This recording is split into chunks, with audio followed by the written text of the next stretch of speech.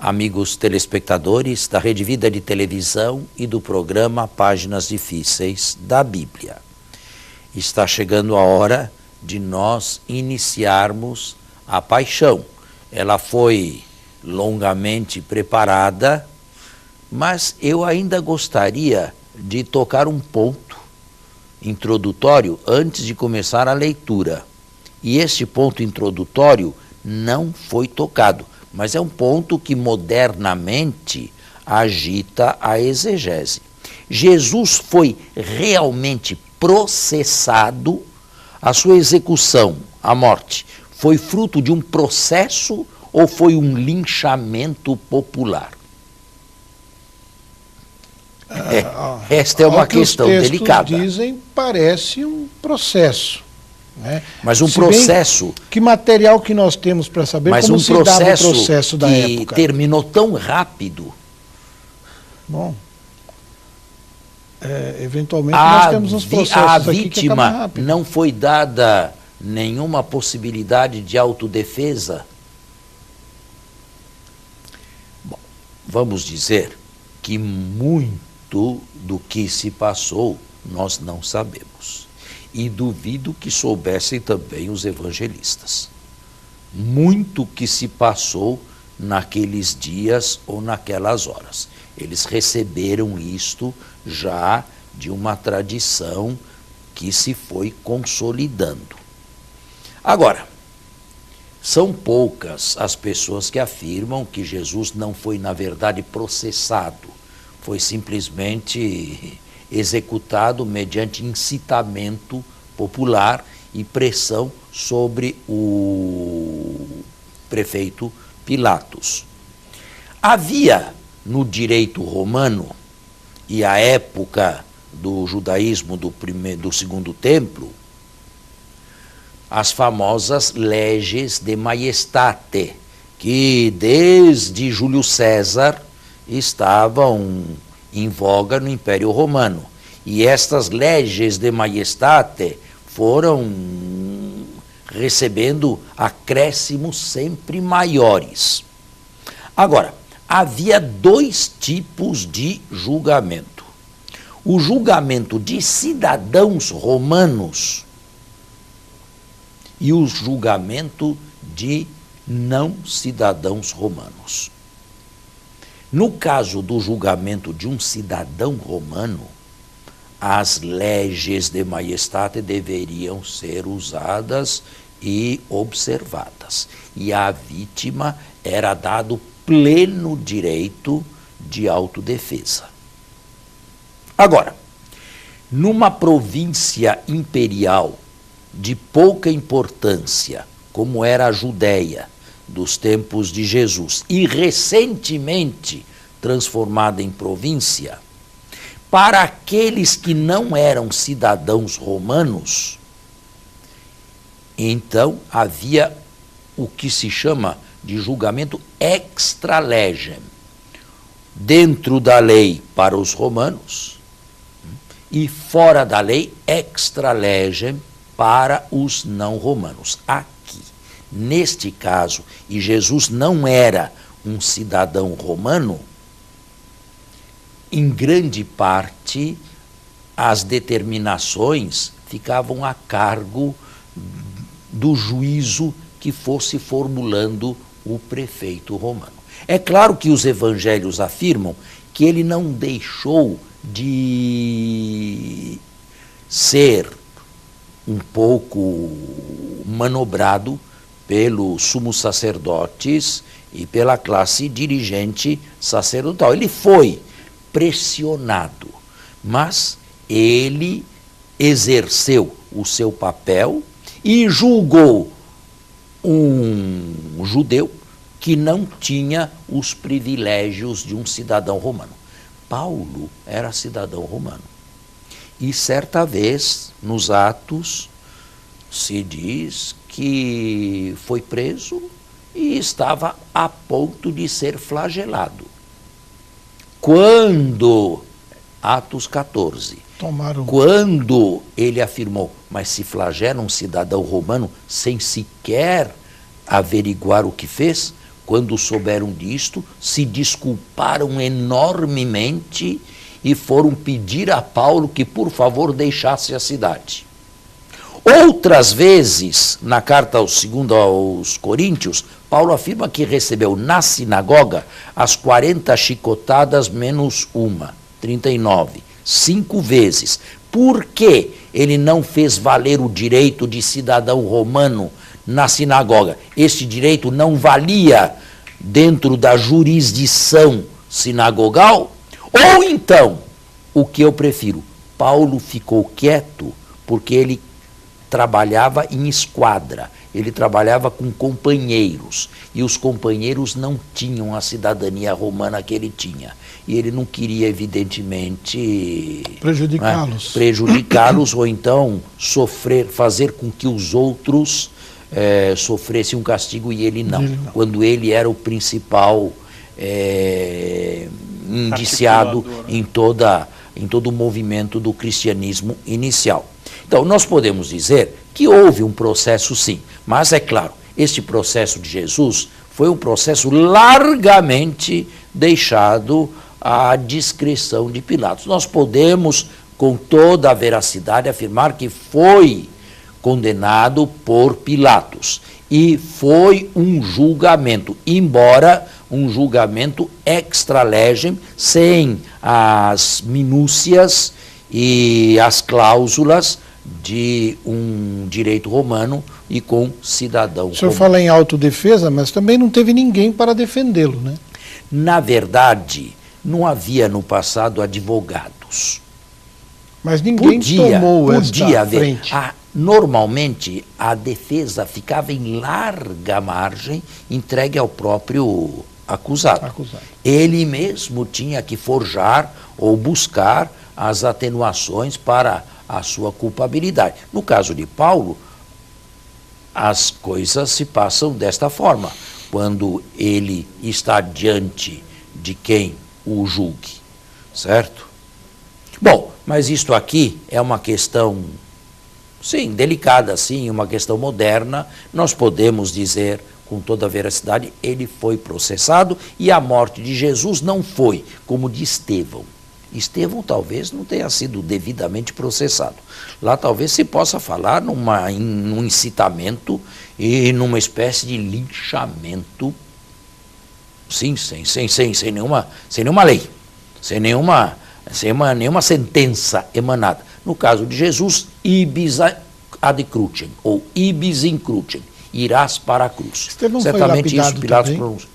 Estevão foi lapidado também? Estevão foi lapidado, né? Mas aí eu não sei se ele foi plenamente condenado. De resto, os judeus não podiam infligir pena de morte. Os Atos dizem que ele foi condenado no Sinédrio, mas o Sinédrio precisaria do placet do prefeito romano para executar uma sentença capital. Certamente. E no caso de Estevão, isto não aconteceu. Portanto, mesmo com toda aquela solenidade do capítulo 7 dos Atos, Estevão diante do Sinédrio, repetindo Jesus, eu não sei, não estou muito seguro se ali houve um processo legal ou se houve uma farsa. Uma outra questão relacionada com a legalidade do processo, não mais com relação aos romanos, mas com relação aos judeus, envolve o Sinédrio. Os judeus podiam condenar alguém à morte na calada da noite? Podia uma reunião se reunir altas horas, membros do Sinédrio, se reunirem altas horas da noite para condenar à morte alguém? O que nós sabemos do direito judaico é muito limitado. O nosso conhecimento é limitado. E, sobretudo, o conhecimento do direito judaico anterior ao ano 70. Durante o período do Segundo Templo. É muito limitado o nosso conhecimento desse judaísmo. O judaísmo mais conhecido é o judaísmo da Mishnah, aquele que se foi formando ao longo do final do século I, do século II e do século III da nossa era. A respeito destas normas, nós temos plena convicção de como eram, ou como deviam ser. Ali está claro que havia momentos e horários em que não se podia licitamente, legitimamente, reunir um conselho para declarar alguém réu de morte. E, sobretudo, uma vigília pascal e altas horas da noite. Padre, Jesus então não era um cidadão romano? Não. Não. Foi julgado pelo direito dos gentios. Existe alguma função teológica que presta o fato de Jesus não ter tido os benefícios de um cidadão romano no seu julgamento? Não. Não, ele não era romano, ele não tinha cidadania romana como Paulo, ele era um galileu, era um judeu galileu.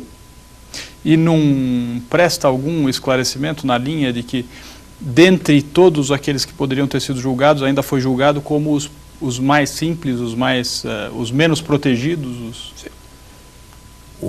A encarnação significa exatamente isso, né? Assumir o ponto mais baixo da história, aquele que é o Senhor da história. E esta é a fé cristã e digamos, o excepcional do cristianismo. É o peculiar do cristianismo. O onipotente, o transcendente, se transformou num átomo sem nenhuma importância quase. Então, quer dizer, a gente tem aí o fato de ele não ter tido os benefícios de um cidadão romano, indicando mais uma vez que ele buscava... Não é nessa linha que... ele não era romano, ele nasceu no povo judio. Foi a Israel que Deus fez promessas de salvação no passado, não aos romanos. Os romanos eram invasores, os romanos eram opressores, eram os senhores do momento, mas a história da salvação não se deu com os romanos. A história da salvação se deu com Israel desde o seu início, a história sagrada, não é? E nós só estudamos história de Israel por causa disso, porque é uma história tão complicada, de um povo tão sem importância no passado, não é verdade? De qualquer maneira, com relação a esta segunda questão, eu não vou dar a resposta agora. Eu prefiro dar a resposta quando o texto for sendo lido. Agora vamos começar. Quanto tempo nos falta? Nos falta 1 minuto. Nós podemos começar, temos que fazer uma pausa agora? Então fazemos a pausa e logo depois começamos a leitura. Então, de volta, agora nós vamos fazer a leitura compassada, a leitura lenta, e eu vou fazendo as intervenções necessárias. Capítulo 18 do Evangelho de São João. Tendo dito isso, o quê? Todo o discurso de adeus a respeito do que falamos durante tantas semanas aqui. Que foi o capítulo 17. Não só o 17, foi mais do 13 ao 17. Isso. Tendo dito isso, Jesus foi com seus discípulos para o outro lado da torrente do Cedron. Bom, Jesus foi para o outro lado da torrente do Cedron. O telespectador talvez não tenha a topografia ou a geografia de Jerusalém. Jerusalém está construída ou situada no alto de uma montanha, o Monte Sião. O turista, ou peregrino, ou viajante, desce, sai das portas da cidade velha, desce o famoso Vale do Cedron, ou Vale de Josafá, e lá embaixo se encontra o que ele diz aí, torrente do Cedron, mas na verdade é um vadi. O que é um vadi?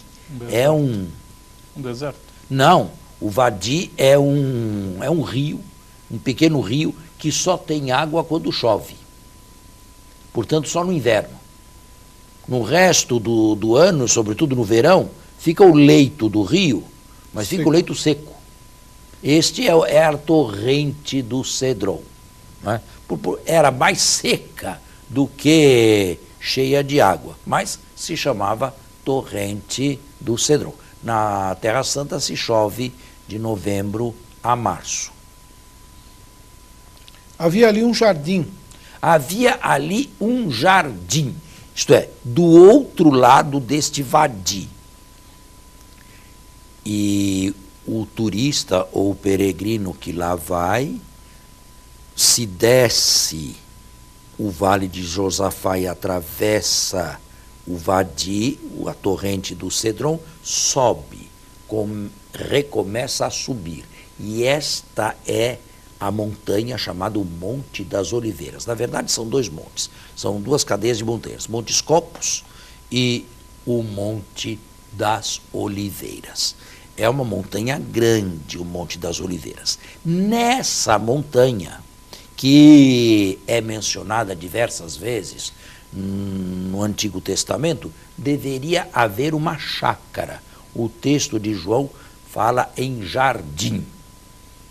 Esta chácara recebeu ou tinha o nome de Getsemani, que não é o nome de nenhuma valência teológica, mas significa provavelmente lugar onde se prensava a azeitona para se obter o azeite, o óleo.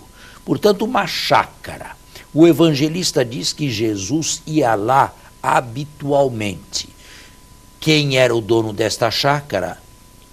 Os evangelistas não dizem, e há apenas especulações que não adiantam a nada.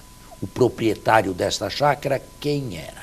Era ele um amigo de Jesus? Era ele um simpatizante de Jesus? Era o quê? O fato é que Jesus parecia frequentar esse lugar. Continue. Onde Jesus entrou com seus discípulos. Ora, Judas, que o estava traindo, conhecia também esse lugar, porque frequentemente Jesus e seus discípulos aí se reuniam. Frequentemente Jesus ali se reunia. Os sinóticos também conhecem este lugar, chamam-no Getsemane, não tem, como eu disse, nenhuma importância teológica, e isto vai em prol da historicidade, não haveriam de inventar um nome sem nenhum significado profundo e teológico como este, Getsemane. A recordação, portanto, deve ser histórica. E aqui vem nomeado o traidor. Na verdade, Judas não foi traidor, Judas entregou Jesus. Judas não traiu nada, não traiu Jesus, não revelou nenhum segredo de Jesus, nada. Nesse sentido, não é traidor. Judas é aquele que o entregou, isto é, aquele que apontou para outros onde Jesus estava. Mas Jesus não era conhecido. Nós não sabemos quantas vezes Jesus foi a Jerusalém. Nós não sabemos quem é que foi apanhar Jesus. Aí está dito, a polícia do templo, juntamente com um destacamento romano. Mas esses aqui conheciam exatamente Jesus, sabiam distinguir Jesus ainda na calada da noite de uma outra pessoa. Portanto, que precisassem de um guia é absolutamente plausível, não é por nada inverossímil. O trágico é que um dos 12 se tenha prestado a esse serviço, né? Na verdade, o que foi que moveu Judas a fazer o que fez? Olha, sobre esta figura sinistra, debruçaram-se ao longo da história psicólogos, sociólogos, historiadores, psicanalistas, romancistas, todos quiseram dar a sua opinião. E há uma série de opiniões que são levantadas. Judas estava provavelmente desanimado, ou melhor, desentusiasmado com Jesus. Esperava que Jesus fosse fazer uma coisa, fosse trazer o reino político, e Jesus não se movia nessa direção. Ou então, Judas teria recebido alguma repreensão de Jesus e quis se vingar. Ou então, Judas esperava que, provocando uma decisão desta, Jesus reagiria e finalmente viria o reino de Deus. Ou então, Judas era ávido de dinheiro e os sinóticos afirmam que ele foi corrompido. As autoridades religiosas ofereceram-lhe dinheiro. Estão vendo quantas são as possibilidades para se determinar o porquê Judas agiu desta maneira? Mas a resposta melhor, a melhor resposta que eu dou é esta: Judas continuará para sempre sendo um mistério a todos nós. O que passou pela sua cabeça, nós nunca saberemos. Todas estas hipóteses são possíveis, mas não passam de hipóteses. Agora, padre, se por um lado não passam de hipóteses as possibilidades que podem ter passado pela cabeça de Judas para agir como agiu, de outro lado é um fato que a pessoa escolhida ou melhor, a pessoa que executou a tarefa de entregar a Jesus foi um dos 12 apóstolos. E isto tem algum significado teológico? Não, um significado teológico não tem nenhum. Bem, Jesus aí cita a propósito um texto da Eucaristia, um texto do Saltério, não um salmo, o Salmo 40, se não me engano. Até o meu amigo em quem eu confiava levantou seu calcanhar contra mim. Tem esta citação aí no caso de Judas, é o Salmo 40, se não me falha a memória. De qualquer modo, é um mistério, permanece um mistério, e esse mistério foi explorado do lado pagão, por Celso, que era um pagão anticristão. Como? Um filho de Deus não sabia quem escolher? Deus vai fazer uma escolha tão desastrosa como essa? Isso está nos textos de Celso, tentando satirizar o cristianismo. E, padre, não teríamos aí justamente um sinal oposto, no sentido de vermos que Jesus fazia questão de ter perto de si todos, e não obstante o fato de que alguns ali talvez não merecessem estar, aliás, nenhum talvez merecesse estar. Não acredito absolutamente que Jesus tivesse conhecimento prévio de tudo o que iria acontecer com Judas. Não, historicamente isso aqui é indefensável e teologicamente é sem necessidade. Jesus não sabia. Pode ser que no final tenha percebido algum eco, ou tenha intuído alguma coisa, mas no final, quando a máquina já tinha sido posta em andamento e não era mais possível voltar atrás. Pode ser que sim. Nós temos que encerrar o nosso programa, voltamos ao ar na semana que vem. Muito obrigado. Um bom domingo a todos e até o próximo domingo. Um bom dia a todos e até o próximo programa.